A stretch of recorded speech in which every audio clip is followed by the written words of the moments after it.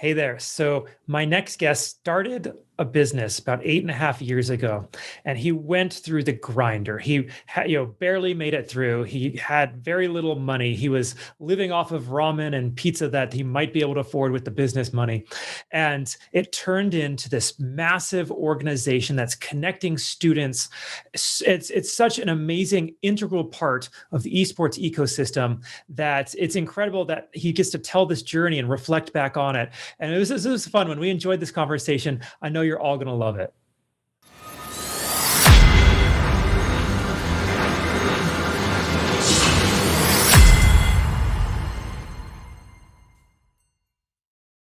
Hey there, everybody. Welcome back to the Gamerpreneur podcast. I'm your host, Dr. Bradford Carlton. Today, I have a very special guest with us. I have Mason Mullenioux. Hey there, Mason. How's it going? Hey, Brad. How are you doing? I'm good. It's a beautiful sunny day in Las Vegas. How about yourself? Nice. Yeah, we're actually got some good weather out here in Kansas City finally. So It's better than how it was last week, right? Oh yeah, and everything's better than how it was last week. All right, so Mason, I don't like a lot of fluff on the show. I like just getting right into it. So why don't you begin by just telling us a little bit about yourself, please? Sure. Yeah. So we started HSEL back in 2012, just kind of as a hobby. The co-founder and I graduated from Mizzou in 2010. The market was in a very bad place, so we started delivering pizzas. Went to his parents' house because we both had to move back home after school. And just kind of thought, what are we going to do? And we had some ideas. Land Center was one of them. Quickly realized that probably wasn't the best business move. And then this idea kind of sprung from that, and we shopped it around to friends and family. They loved the idea. We just kind of ran with it. It was really a hobby and a passion project for 3 or 4 years, and we built this community, and we're able to build some tech and structure around the community. And so we just took it from there, and it turned into kind of a full-time job and a tournament management platform, among other things. And so that's kind of a quick overview of how we got where we are. Sorry about my cat. That's all good. It's beautiful. All right. And HSEL is the High School Esports League, right? Yes. Yeah. We started as HSEL, the High School Esports League, and now we're called Generation Esports. The purpose of that is we span into middle school. We have the Middle School Esports League. Now we're doing esports for the National Junior College Athletics Association, as well as the National Guard and some others. So we've kind of expanded out of high school through some opportunities that were generated through the success that we had in high school. Fantastic. Okay, there's a lot for us to talk about. Before we do, I start every interview with a single question. So I'm going to ask you, just like I ask everybody else, on a scale of 1 to 10, 10 being high, how weird are you, Mason? I think that depends on who you ask. I'm asking you. Yeah, I guess it's hard to judge yourself, right? I don't know, maybe a 7. I'm pretty weird. Okay. I can be pretty normal, but yeah, I think for the most part, people would describe me as a little strange. Aren't we all? Yeah. Okay. Now, this is the Gamerpreneur podcast, so I do need your gaming cred before we kind of get into the business stuff. Sure. When did you start playing video games? As early as I can remember. It was, the NES at grandma's house and with my brother and cousins. And, we would be able to go rent a game whenever we beat the current one that we had. So we teamed up and tried to beat games. Sometimes we faked it and grandma didn't know, but that got us a new game to play. So yeah, as long as I can remember, it's been part of my life. Beautiful. And I'm assuming you continue to play video games today since esports organization. Oh, yeah. So what do you play today? So right now I'm getting into Valorant. Or not Valorant, sorry, Valheim. I've just downloaded Valorant. My cat's attacking me. I just downloaded Valorant because I haven't played it yet. So I wanted to get into that. I've been playing World of Warcraft. I got back into the new expansion and played for a little bit. I haven't played in a few weeks because I'm kind of obsessed with Valheim.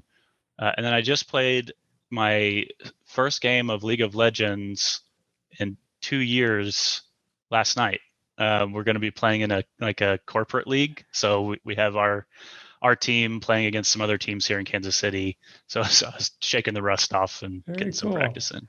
All right, and wow, Horde or Alliance? Oh, Horde all the way. They got the Horde Oh, symbol I up see it there. now. Yeah. I'm an Alliance guy myself. Uh-oh. It is what it is. That's okay. You won't hold it against me, hopefully. Yeah. All right. And so it sounds like you've been playing your entire life, which is what you said. So if you had to pick one game, all-time favorite, which one is it?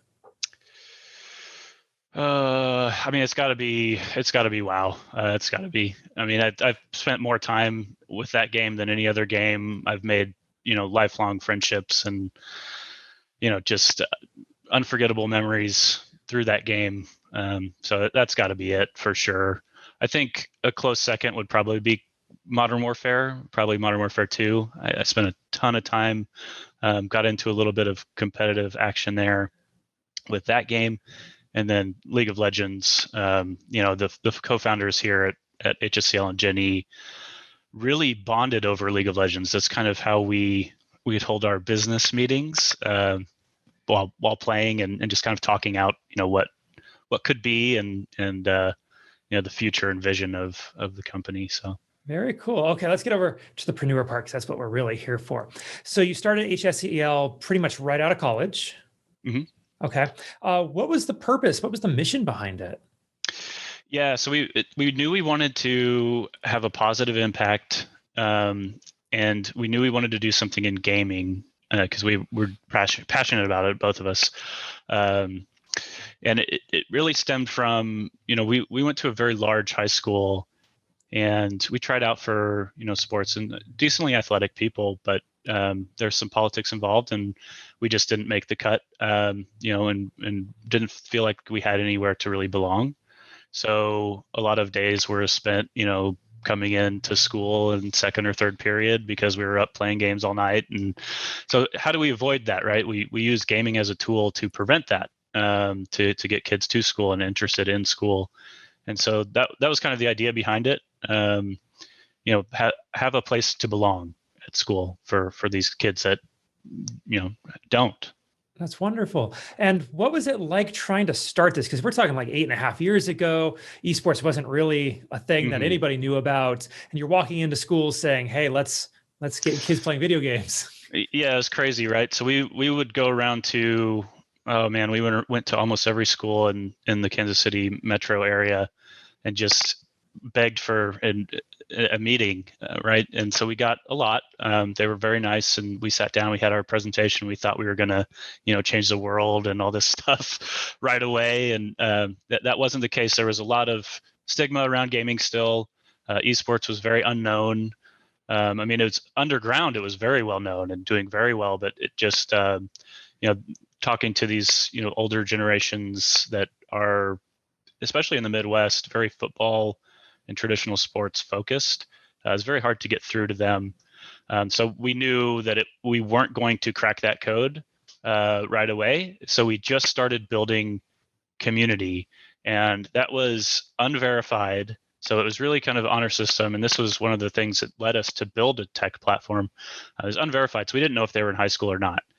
We did, if we sent them prizing, which came out of pocket, we would get them on webcam and have them show us their student ID. So that's how we verified the winners. But, it could have been anyone playing for a while, but hopefully it was mostly high school kids. Okay. And how did this progress through the years? 8.5 years is a long time, and you've really accomplished something with this.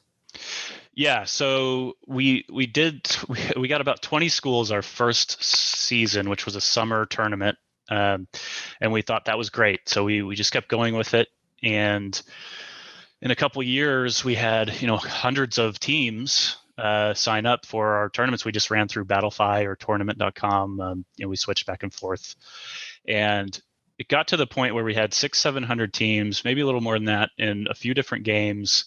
And it was very hard for us to manage, especially with 2 or 3 of us.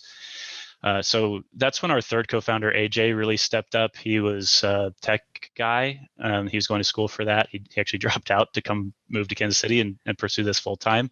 But he was really the guy that led the partnership program, and that was really the foundation was a management tool. So we had tournament management, roster management, team management, player management, all built into this MVP. And that's what we went and sold to schools. And so we had, for the first time ever in 2017, we had about 160 real schools partner with us. And that meant, the teacher was there for oversight. There was a club at the school established, and there was administrative approval. So name, logo, likeness could be used. And that was the first time ever that there was actual real school versus school esports in high school. And so from fall of 2017, when we launched that program, we charged $5 a month, which we quickly learned was not a good approach. We now do battle passes and season passes and annual passes and all sorts of things that make more sense for the school. From 2017, we're now up to about 3,500 partnered schools in high school and a few hundred in middle school. Our first season was fall of last year for middle school. And then we have a little over 100 in junior colleges currently on the platform. Okay. And what is your role now? So I'm the CEO. I wear a lot of hats. I do pretty much anything. Sometimes I'm the chief fire putter outer guy.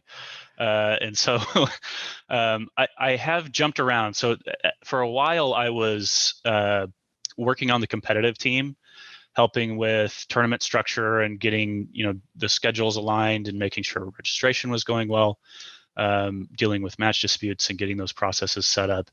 And then once that got in the good spot, I moved to product. So helping out with product and really trying to understand UX UI and learning all of that. None of this is my area of expertise. And so I'm just learning, watching videos, listening to audiobooks, trying to figure out UX UI and product, and took courses. But luckily we've hired just a rock star guy to come in and do that for us. So now I'm back to general CEO duties, developing culture and just making sure everybody's got what they need and making their lives easier and making them happy. Wonderful. All right. So Mason, this is just so cool because you started out as just this kid who got out of college, right? And now you have this just giant network of all kinds of different schools, and you're putting people together, you're connecting and really, promoting this passion that we have in gaming and in esports. And, there's lots of other people out there who would love to be doing the same thing, right? There are lots of people with ideas, lots of people trying stuff, but you were able to pull this off. What makes you different from all the rest who aren't necessarily able to do it? That's a good question. And I don't want to disparage anyone, but it's perseverance. I mean, it's really a lot of sacrifice. There were times where, you're stressed so much that you're waking up in the middle of the night in sweats and can't sleep. There was a period of time where I didn't have income for 2 years trying to get this off the ground. I lived in the office. I delivered pizzas as a side job. I lived in the corner of the office for a year and a half. We ate everything that I ate was off the company dime. I literally didn't have an income. So it was, and with some help from, my father, which thank God he was able to help a little bit there. But I mean, it's same with AJ and Charlie. Charlie kept his job and was kind of bankrolling the company for a little while. Big sacrifice. He had just had twin kids, twin boys, single father. So, just the level of commitment there is, and loyalty. It's really just all about, if you believe in it, and you just have to keep going, and failure is going to happen. It's a part of it, and you can't succeed unless you fail. So just having that mindset is huge. I mean, AJ, he moved from San Francisco. He dropped out of college to live in the office with me for a few months until he was able to finally afford a place. And then his girlfriend moved out. Now they're married. I don't know. It's just, it's really just perseverance and knowing, there's a light at the end of the tunnel. Yeah, that's so incredible. Now, was there like a turning point, or was there like one thing that did it, or was it just kind of the progression of enough dominoes had fallen over that it just naturally took itself, forward? I think it's the latter. There were many instances where we were freaking out, thinking that, oh man, this is the end, this is all over, and then we'd band together and figure out a way to adapt and rally and bring it back. But yeah, I mean, it was just a lot of little wins over a long period of time that just, you survive that long, especially in a new industry like this, and all of a sudden you're the expert and you have a lot of credibility in the space. So people know you. You just throughout the years you make connections and you talk to people, and as long as you maintain integrity and hold yourself to a high moral standard, um, no, don't burn any bridges as much as sometimes you may be frustrated. That was huge, especially in a new industry like this where it's very small circles. Everybody knows everybody. For sure. Now, on the money side, how does an organization like this earn income? Yeah, so there's a couple different ways. From the beginning, it was all league fees. That's how we sustained ourselves, and we're from the Midwest, a show me state, so we're very frugal.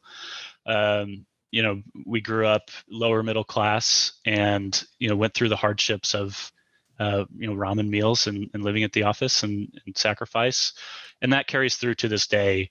So just knowing, spending your money smart. Don't blow it on things. I mean, yes, you have to take risks and try, but make sure they're as calculated as possible.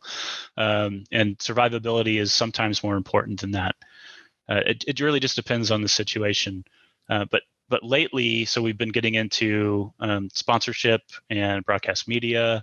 Those things are starting to pick up, and then we're also developing out features on the platform for upsells in terms of increasing ARPU. For things like coaching and recruiting and streaming and shoutcasting and eShop and all these different things that we want to do to create kind of this marketplace. Those we see as other streams of income. Very cool. Okay, now Mason, let's get a little more personal. I'd like you to hop in a time machine with me. All right, we're going to go back to just as HSEL is starting up. Okay, and you got to go talk to little Mason back then. You got to tell little Mason all of the ups, all of the downs. You can impart all of the wisdom that you've accumulated over the years and all the challenges and trials and how to get past them, so that he can do it bigger, badder, faster, more profitable, or just whatever your goal is. Right. But there was one thing he absolutely had to know. What would you tell him? Oh man. Geez, that's a really tough question.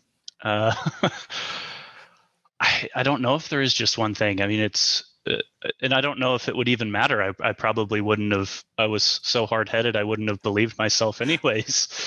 Um, I I guess just stay true to who you are. Okay. That there have been times where you have really hard decisions, and it's very easy to change your set of morals or your integrity for the easy way out. And luckily I've always been able to talk myself against that. But it's very hard at times. You get down and you're like, is this the only option? Is this the only way out? But in the end, staying true to yourself will always pay off. Certainly. And that's a beautiful answer. Now, more generally, maybe there's somebody else out there, and you've got 8.5 years of entrepreneurship under your belt here, but they're looking to start some sort of business in the esports space. What advice would you have for somebody? Connections. It's all about networking. I know that's kind of a cliche, but it's as I mentioned before, it's such a small industry still. We're still kind of in the early stages, and there are being genuine is probably the most important thing. Make those connections, but be genuine with them, because for me, it's very easy to tell when somebody is not genuine. Gamers are very good at that anyways, catching the BS. They've been fed, all these weird advertising strategy and marketing things their whole lives, and they can easily tell when something's an ad and or if somebody's full of BS. So I think that's the most. You go out and find some great advisors and mentors, and then be open and real with them. Don't try to fake it. Okay. Now, we talked about some of the downs that you had while starting up HSEL and, even while operating it. But Mason, I believe that we learn the most in our life from our failures, not necessarily our successes. Because when you succeed the first time you try something, you may not necessarily learn the right way to do it, right? But if you fail, you got to take a look at it. You got to figure out what you did wrong in order to be able to move past it and succeed the next time. So I'd like to ask you, what do you consider your biggest failure in life? And what did you learn from it? Oh my gosh, these are heavy questions. Um, yeah, so probably my time in college. I think I wasted a lot of time, and that wasn't just playing games. I look back now, and I see these young people that we have employed with Generation Esports, and including our co-founder AJ, who's 8 years my junior. I look at him. He was in high school, and he was hustling to try to start a league of his own, and even through college, and you know, I think Charlie and I were more interested in having fun, and we would be a lot farther along and have a lot better, um, a lot more experience and a lot better perspective on business if we had taken things more seriously in college. But then again, you have that experience, and it led you to this place. So it's hard to really say that it was a mistake, but I feel like that's probably one thing where what could have been a turning point wasn't. But maybe that fed into my personality and how I am now. I don't know. For sure. We have a pretty similar story. I played Warcraft the whole time when I Yeah. was in college. That's all I did. Yeah. All right. On the flip side, we had failure. What are you working to improve on yourself today? Yeah, so it's been weird. So last year we had maybe 13 employees. Now we're up to over 50. We just closed a round of funding, so we're looking to hire more. And being in this position as coming from a pizza boy out of college and working through all of this and just grinding through it to now having a team of all these great people behind me, I think it's really just the leadership aspect and connecting with those people. It was easy before when there was only 15 or so. It's easy to get that FaceTime in and really connect with them so they know who I am and what the vision of the company is, so they can really connect and feel like they're a part of it. But it's getting more difficult as we scale, and so I'm trying to figure out ways that I can do that in a like a broader setting, if that makes sense. Absolutely. All right. And one more fun question before we bring this in for a landing. All right. What is something that you think people misunderstand about you the first time they meet you? Um, I think I'm underestimated quite often. I have somewhat of a baby face. I look a little bit younger than I am, and I don't know if I like to connect with people more, and so the intellect part isn't as important to me. The ego is not as important to me. So I like to connect on a personal level, and maybe sometimes that throws people off or puts them off guard and makes them underestimate me. But I think that's probably a good answer to that. Beautiful. All right. This has been a fantastic interview. Thank you so much. How do people find you? Where's Generation Esports, HSEL, social media, all that, please?